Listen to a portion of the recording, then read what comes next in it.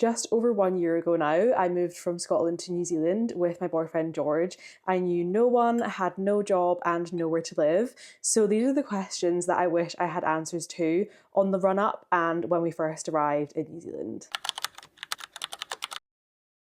I would say making friends when you're in your 20s, let alone when you move to a whole new country, is probably one of the most challenging things. And I definitely found it hard to begin with. I was so lucky to be over here with my boyfriend, so we were never really alone. But I do feel like when you are in your 20s and you're in a relationship, you obviously want to have friends outside of that. And not having my secure friendship groups and people that I love around me was really challenging when making those first steps in a new place. So I would say it's very normal to feel lonely, and don't feel disheartened when, you're 6 months in and you don't have a massively established friendship group. That is so normal. I feel like it's normal for anyone in their 20s, to be honest, and just don't beat yourself up. It can take time. Personally, I met a lot of my friends through my job. So especially in places like Queenstown, a lot of people are in the same boat. They're on working holiday visas and they're working in hospitality or in large teams. And I would say if you are looking to make friends, that is such a great way to do so, through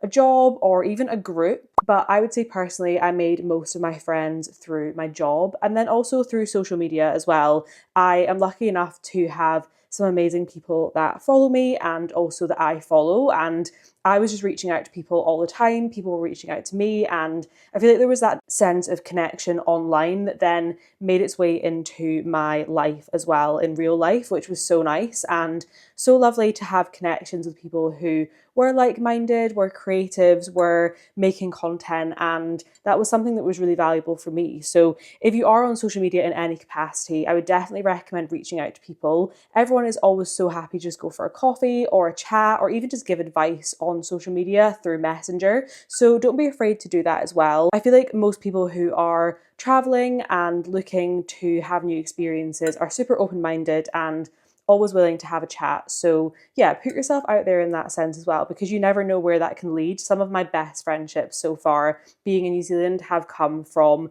just dropping someone a DM or them dropping me a DM. So yeah, I feel like that's been a really unique experience, but something that I wanted to share as well. Other great ways to actually meet people in person are hostels. So a lot of the time when people come traveling to New Zealand, instead of settling down right away in a housing situation or their own home, they will often stay in a hostel. Hostels are obviously great ways to travel as well. They're super cheap, and if you're on your own, they're so social. And I would say from previous experiences staying in hostels, not in New Zealand, but more in Europe, they are a fantastic way to meet people. And especially if you're quite young or if you're into more like the going out party scene in the evenings, I would definitely say hostels are a great shout for that. And I would say everyone who's staying in a hostel is mostly open to meeting other people as well. So it's a really great opportunity to meet some like-minded people whilst also having a cheaper way of living for a few months. When we first moved to New Zealand, we moved into a house with two other people. They were both British, and then it was me and my boyfriend. So there was four of us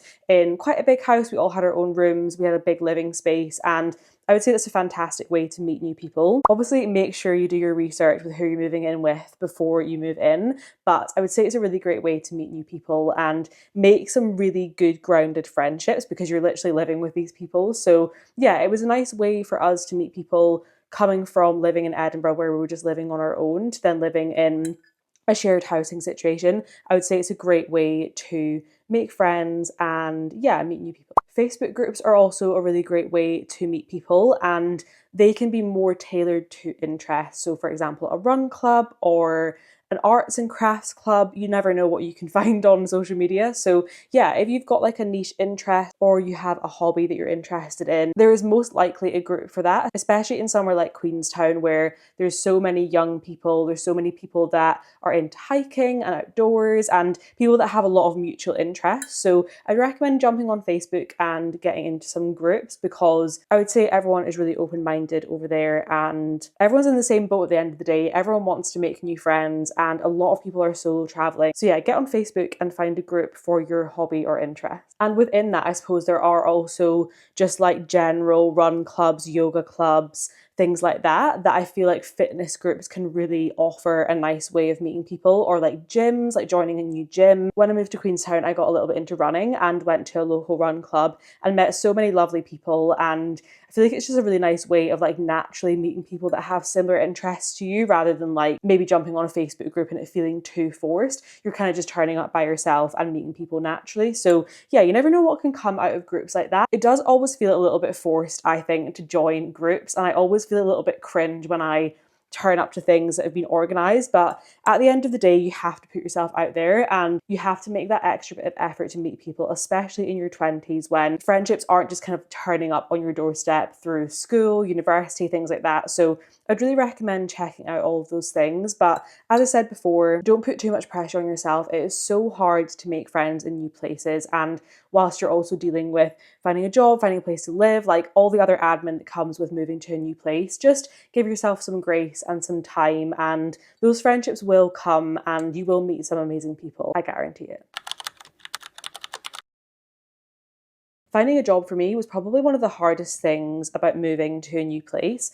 I thought by moving to Queenstown that it was going to be relatively easy, but New Zealand is a very seasonal country, so the summers and the winters are usually the busiest times, but it really depends on where you're living. So I would definitely consider that when you're coming over here in terms of finding work. If you can line up work before you come, amazing. But if not, I would just have some foresight on when you're arriving in seasonal places. So for example, Queenstown is busy in both the summer and the winter season because we have ski season, but we also have obviously the summer busy holiday season. So you have those shoulder seasons in the spring and the autumn where there's not as many tourists, so businesses aren't looking for people to work as long, or they're not open for as long. So you need to be mindful of that here.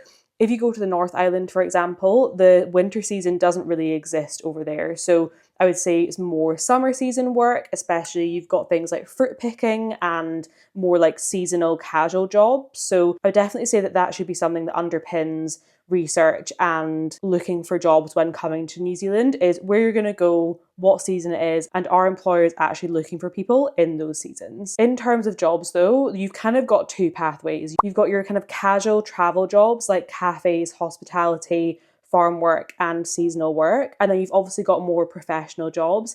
I definitely found it easier to find a casual job, and with the nature of us being on a working holiday, I really just wanted to, at least for the first year, have a casual seasonal job. So that's what I ended up finding. But as I said, it was quite challenging to find it. We arrived in around April, May time, and it took me around a month to actually land a job. So I would definitely say don't get disheartened if you're coming to Queenstown. As long as you've got some relevant experience in things like hospitality, tourism, those kind of areas, you should be absolutely fine. But you do just need to put yourself out there. And it's a big thing, especially in the hospitality industries, to go into places with your CV and physically hand them in rather than emailing and just waiting for a response. People in New Zealand are very much about face-to-face connection, and I would say it's a little bit backwards in that sense of some companies will advertise roles on things like Seek, which is a job platform, but most of them will maybe be put on Facebook groups or through word of mouth or just literally like a poster in the window of the shop. So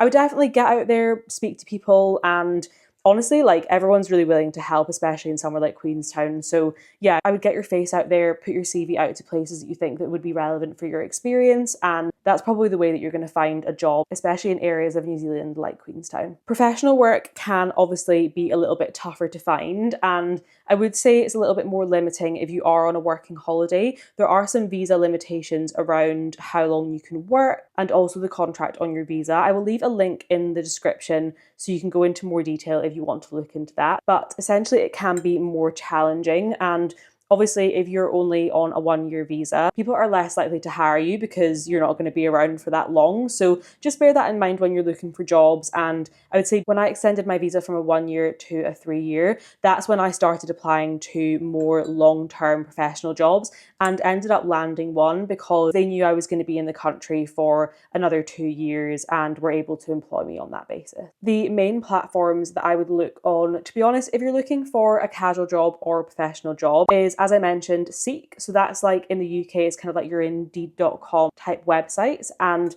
This can really vary from professional jobs to casual jobs, but this is the most common job platform I would say that's used in New Zealand, so check that one out. There's also Trade Me jobs and Facebook groups, which are the more casual end of the scale, but again, in New Zealand, a lot of employers will put them on there, especially if you're looking for more seasonal work. I would say they go more on to Trade Me and Facebook groups. So if you're looking for fruit picking, or if you're looking just for like a job for 3 months, I would head over to those platforms as well. And then obviously LinkedIn. I didn't really use LinkedIn that much, but I feel like LinkedIn is definitely a platform where employers do sometimes put opportunities up, especially if you're looking for something more long-term or in the professional field. I would definitely get on LinkedIn, even just connect with people and build your network over here. It's a great platform to use. But as I said, it did take me a long time to find a job. I have quite a lot of experience in hospitality and my professional field, and I still got rejected from quite a few jobs, as especially in places like Queenstown, it is really competitive and a very busy place. Everyone's looking for jobs. You're not really the only kind of 20-something-year-old with 5 years of hospitality experience and the relevant experience in your professional field. So I would just bear in mind that it is competitive and it's nothing to do with you as a person. It is just a busy old place, especially if you're down somewhere like here. But I would just say give yourself some time, and hopefully you've got some savings behind you that can give you that buffer on settling down and finding a job. We definitely made the decision after like 2 months of travel to just come down here and start applying. We still had enough money in our pockets to be able to live and also find jobs. So I would definitely say give yourself that security blanket, because there is nothing more stressful than trying to find a job whilst also worrying about money. So I would definitely say just take your time and the right opportunity will come for you. Some people had asked me over on my other platforms about like working and traveling at the same time. Working and traveling at the same time was never really something that I had in mind when coming over here. We always knew that we were going to do like 2 months of travel before we settled, and then it was going to kind of be just working pretty much full time and then using our weekends and any holidays to travel. But I do know a lot of people have a different idea of how they want to spend their time here, especially if you only have 6 months to a year on your visa. So I would say if you are looking to do that, Queenstown is quite a good place to be because there's a lot of seasonal work, but I would say there's seasonal work really anywhere in New Zealand. It just depends on where specifically you are. But if you're in the North Island, for example, and you want to do fruit picking for a couple of months, a lot of those jobs will give you accommodation with the job. So say you wanted to work like for 2 months, you could do your fruit picking, you could stay in the accommodation for free, save some money, and then do a bit of travel, and then just kind of repeat that for the next few months. So I know that's quite a common way to do things. Also, camper vans and road trips are a big thing here. So if you are planning on getting a camper van, you could live in your camper van and then work and not pay rent or pay very minimal camping fees and then kind of travel and do that. I would say that's kind of the main way to do that. For us, it just wasn't really desirable in that sense to have those two things combined because we had a longer period of time and more leeway to play with. So it really just depends on what experience you want out of it, but it's definitely doable and can be a really good way to do it if you're short on time. Leaving home to move to another country was obviously probably one of the most daunting things I've ever done, and I honestly don't know what I would have done without my boyfriend. I feel like if I'd come over on my own, it would have been a whole different kettle of fish. But leaving home, I was just super scared, but also super excited. We'd kind of made the decision to come over here a year in advance from when we actually left. So I'd had a lot of time to think about it, a lot of time to prepare, and a lot of time to say goodbye to family and friends that I kind of knew I wasn't going to see for at least a year or so. So it was definitely mixed emotions, but we kind of came out here with intentionally no plan at all. And as a planner and a very type A person, that was really scary for me. And I definitely think this experience has taught me so much in that sense of just letting the experience take you and not trying to overplan it too much. I think it was actually really freeing when we got here to just be like, okay, the world is our oyster. Where are we going to travel? What are we going to do? Like, what car are we going to get? Where are we going to live? Like, those questions just were filled with excitement for us rather than nerves. So I would definitely say just to let the experience take you and not overplan it too much. But that was definitely scary for me before we came. But obviously saying bye to family and friends was super, super sad and difficult. And it's still something that I struggle with now. Homesickness is very real, especially now that we've extended our visa for a couple more years. It has been a real challenge, and I would be lying if I said it was easy to leave. family and friends, and also Scotland. I miss Scotland so much and I miss it almost every day, but New Zealand is so similar to Scotland, so I do feel so at home here as well. I would say all of the nerves and sadness of leaving Scotland and our family and friends definitely did dissipate when we arrived for our first week. We ended up staying in Auckland for the first few days just because we actually flew into there. So we just thought we'll give ourselves some time to get over the jet lag. And then we moved on to the Bay of Plenty and went to Mount Maunganui, which was so much fun, and it's such a beautiful part of the country. I would definitely say to head over there, honestly, to live or to travel. It just gives like ultimate holiday vibes, and it was perfect for us. We just wanted like a few weeks of sun, being on the beach, feeling like we're on holiday before we had to think about anything else to do with our lives out here and building that. So yeah, that was super fun and a really nice way to kick off the first week or so of our experience. And as we started to travel, I just felt so in awe of the country and its beauty, and that just kind of made all the nerves and sadness go away because I was so blown away by everything around me. But then after the first 2 weeks, it did get quite stressful in terms of actually sorting admin, buying a car, sorting a bank account, sorting things to do with jobs and houses, and just having that slight uncertainty of the future. That did creep in quite quickly. After the first month, we kind of thought, right, we're going to need to get like our car sorted, we're going to need to get, X, Y, and Z sorted. But we did end up getting the car and our roof tent Rangi. I'll pop a picture on the screen, but we ended up getting our car set up pretty much sorted within the first couple of weeks, which was so nice. And it meant that we could just get on the road and travel. And then the only other thing that we did when we were on the road was finding our room in our house, which we ended up finding through a friend. So I would definitely say if you're kind of coming over here and planning to travel first, just hit up your friends and like see if anyone knows anyone, especially over in places like New Zealand and Australia. I feel like everyone has a friend that's over there in some capacity, so you never know who's going to be able to help you out. And I would definitely say it's just word of mouth and trying to, build a bit of a network over here with people that you already know. So yeah, I would definitely say that helped us, and that definitely helped with the anxiety and stress of like organizing all of those things, was just having those little touch points with people that we knew through a friend or a family member. It was really good. I would also say, because there are so many similarities between Scotland and New Zealand in terms of culture, the landscapes, I would say that we did feel really at home here, and that made everything so much easier as well. Obviously, it being an English speaking country and a country part of the Commonwealth and things like that, it did just feel very much at home. Obviously, there are so many cultural differences between the two countries, but the similarities really made it easier to settle in. And to be honest, everyone in New Zealand is so friendly. The Kiwis are lovely, and I would definitely say that made it so much easier as well. But I think the bottom line to all of this is you'll never really feel fully ready to make the move. You kind of just need to let it happen and let the experience take you. You will grow in ways you never even imagined, and it will change your life in so many ways. So I would just push yourself to make the decision. And honestly, when we booked our flights, it was just like, book the flights, sort the visa, and then think about it after, because I feel like I didn't want to give myself too much leeway to overthink it and then talk myself out of it. And I think that was the best way to do it, was just to jump in head first and then think about everything after and figure it out along the way, rather than trying to plan everything and get everything sorted before we came over, because I feel like we would never be where we are now if I'd done that. So yeah, don't worry if you're scared and nervous and apprehensive. Those are all really natural feelings, and actually so much better to feel like that than feel super ready and prepared and have a plan all set out.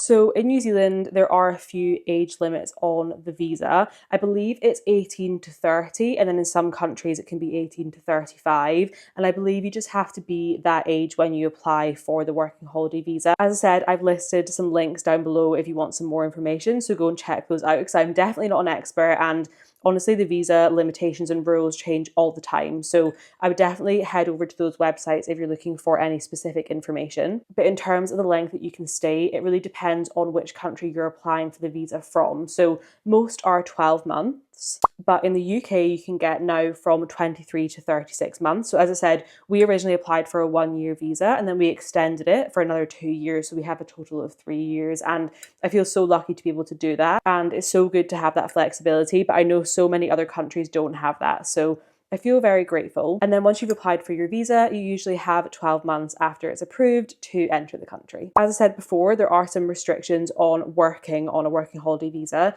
You can pretty much work any job, you just can't take a permanent or salaried full-term job. Work is usually meant to be temporary or flexible, and you don't need to have a job before you arrive. I believe you can also study for up to 6 months in some countries on a working holiday visa, and I know that the rules can change slightly depending on which country you go to around staying with one employer for a certain amount of time. I know that used to be a thing in New Zealand, but it's not anymore, and I believe it still exists in Australia. But yeah, as I said, check out your country's immigration information before obviously applying, and most of the time they will have answers to all the questions on the websites. In terms of savings, it depends on which country you're going to, but for New Zealand you need to show that you have a certain amount of money to support yourself, and also a return ticket home or the money required to buy one. But as I said, check out the information down below for the amounts required and what you need for your specific country. A couple of things to note for working holiday visas: you can only apply for that specific country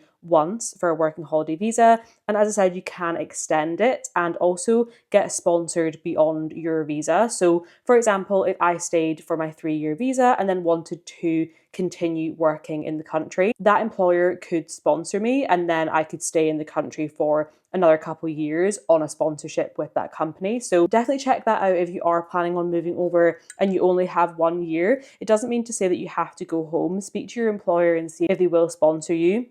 Especially in places like Queenstown where the workforce is so transient. It's a very, very common thing over here. So definitely look to do that if you're looking to stay for a little bit longer. And speaking of money, there are quite a lot of unexpected costs that you should probably be aware of before coming over to New Zealand. The first being buying a car. Buying a car obviously is a large amount of money as it is, but in New Zealand, there is obviously a few extra steps to get the car where it needs to be to legally drive on the road. So there's your registration and the safety check, which are often referred to as a rego and a WOF. And these are just essentially, obviously, getting your registration plate registered for however long you need it, and also making sure your car is safe to drive. There's also things like insurance, repairs, and then obviously petrol that can contribute to a large cost of running a car, especially in a country like New Zealand. Renting a flat or a room also comes with a few added costs. Usually a bond will be required to secure your rent, which is essentially like a deposit, and it's usually around 2 to 4 weeks rent. Rent is also paid weekly in New Zealand, as are most jobs paid weekly, so it will usually be 2 to 4 weeks rent, and then rent will come out every week, usually 1 to 2 weeks in advance. Food is also an expensive one, and something that shocked us when coming over here. Food shopping and supermarkets are a little bit more expensive than the UK. I wouldn't say it's like anything drastic, but obviously being where New Zealand is situated and the fact that we don't have as much widely available produce, it is a lot more expensive here, especially for things like dairy and meat. So that's one to watch out for, especially if you like cooking or you like your food. We sorted travel insurance before coming over here, but that can also be a big one. And then also registering with hospitals and doctors' surgeries. Obviously in the UK, we have free healthcare, which I feel so fortunate to have after coming over here, because booking a doctor's appointment here is not cheap. But if you are somewhere like Queenstown or somewhere that's a bit more touristy, they will often offer locals rates. So definitely check that out if you're planning on coming to areas like Queenstown. They will often ask if you're a local, and then you can get a discounted price, which is honestly such a lifesaver when you're looking to book a doctor's appointment, because it can sometimes be upwards of $200, which is absolutely crazy. There's also a few other things to do with traveling that I would definitely keep in mind. So the ferry between the two islands can be quite expensive, as well as things like domestic flights and campsites and things like that. So I would definitely keep that in mind if you're coming over here. There are some great apps that I'll pop on the screen for finding campsites and good rates. There's also DOC, which is the Department of Conservation, which offers cheaper and sometimes more remote camping spots. spots. So definitely check those out if you're not in a camper van and you're in more of like a roof tent, or if you're just using a regular tent. In New Zealand, you can camp for free in designated camper van areas. So that's a great option if you do have a camper van. You do have to comply with specific rules to make sure that your van is completely self-contained if you are planning on staying anywhere like that. But if not, check out Dock and also the other apps, because they can offer some really nice alternatives to the more expensive campsites that you usually find around New Zealand. And finally, one of the biggest decisions we had to make when moving over here was which island are we going to settle in? So New Zealand is split up into two islands, and they're known as the North Island and the South Island.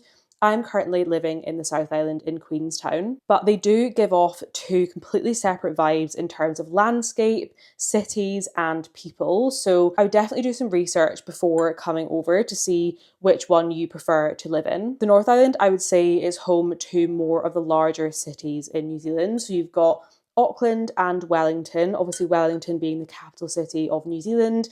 Auckland, I would say there's lots of job opportunities up there. If you're looking for more of like a corporate full-time job, then the North Island could be more of your vibe. Wellington is also a super creative city and is home to a lot of great cafes and good art scenes. So if you're into that, then definitely check Wellington out. I definitely was drawn to Wellington initially, but we decided that we wanted a little bit more of a slower life and we didn't want to live in a city. But if you are wanting to live in a city, then I would say the North Island is probably a great option. You also have Tauranga, which is the city that's next to Mount Maunganui. And I would say that area is great if you're into like surfing, if you want a more of like a summer experience and you're just here for the summer. I would definitely say to check that out. Obviously, the weather is a lot better in the North Island than the South and a little bit more tropical. So if you're into that, then I would definitely say the North Island is for you. But I would say overall, the North Island has kind of like a social, busy vibe. I would definitely say it's more suited to if you're wanting to settle down for a longer term job rather than coming to the South Island where it's a little bit more touristy. There's a little bit more going on in terms of hospitality and part-time work, as well as travel and road trips. But don't get me wrong, the North Island is home to some amazing hikes and beautiful scenery, so there is plenty of travel to be had up there as well as down in the South Island. And then I would say the South Island is a lot more slower paced and focused around nature and the outdoors. It's home to some of the most beautiful mountains, lakes and scenery I have ever seen, and I might be biased, but I do prefer the South Island to the North Island for that reason. As I said, there's more seasonal work and seasonal lifestyle down in the South Island and a lack of large cities. So Christchurch is our largest city, but it's more home to smaller towns like Queenstown, which can still give a really nice vibe and I really like it. As well as Queenstown and Christchurch, the South Island is also home to Wanaka, which can be a great place to live if you're looking for that slower pace of life as well. I would say Queenstown has more of like a party energy about it, whereas Wanaka and then places like Arrowtown are a little bit slower paced and more focused around the outdoors, wellness and slow living. But if you're into hiking and being outdoors, adventuring, biking, skiing, then the South Island is definitely for you. Don't get me wrong, if you are looking to land a more permanent full-time or like kind of corporate job, Christchurch is great for that and it's a great centre to be surrounded by lots of great activities that you just have to drive a little bit further to. But I would say if you're looking for more of like a seasonal or even just a more outdoors lifestyle, then the South Island definitely has that and the scenery and mountains are just perfect for it. But honestly, it's so down to personal preference and there is no right place for you. We definitely did a lot of travel before we settled in Queenstown and it was never really our plan to come here. But after doing a bit of travel in the North Island and the South Island, we kind of knew that the South Island was our vibe and sometimes you just have to go to somewhere to experience what it's like. So I would definitely say try and travel around a little bit before you settle and see where is best suited to your vibe at the time. So yeah, I hope this was helpful if you are thinking about coming over to New Zealand on a working holiday or are thinking of going anywhere on a working holiday. I feel like a lot of these questions do apply to wider travel, but I hope that this was helpful for anyone who needed it. If you do have any more questions, I'd love to chat with you in the comments or just chat with you about the general experience of living here because it is so great and I would love to share more if anyone has any more questions. But thank you so much for watching and I will see you in my next video.